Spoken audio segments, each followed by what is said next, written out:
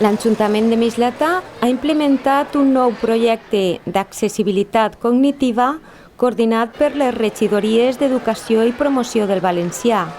La iniciativa ha consistit en implantar pictogrames en espaços de vianants de la ciutat, especialment en aquells pròxims als centres educatius que permetran a les persones amb trastorn de l'espectre autista TEA comprendre les normes bàsiques de trànsit de la ciutat.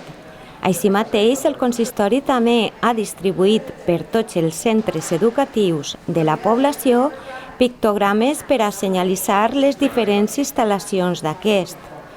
Sobre esta iniciativa, l'alcalde de Mislata, Carlos Fernández Bielsa, ha manifestat que l'accessibilitat universal s'aconsegueix no sols eliminant les barreres arquitectòniques o urbanístiques, sinó també dotant a la nostra ciutat d'una millor accessibilitat sensorial i cognitiva, que permeta que tots els veïns i veïnes es puguen moure d'una forma més autònoma.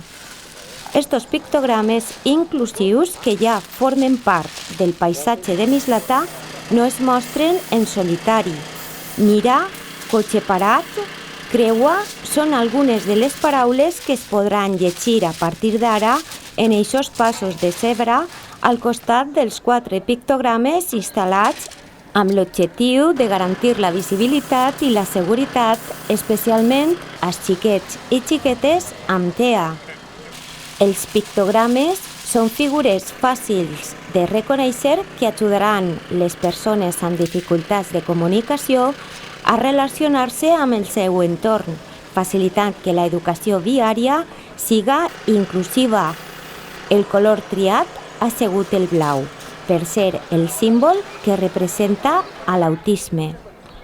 El pròxim 2 d'abril, amb motiu del Dia Mundial de l'Autisme, la façana de l'Ajuntament de Mislata s'il·luminarà també de blau per a commemorar aquest Dia Internacional de Conscienciació.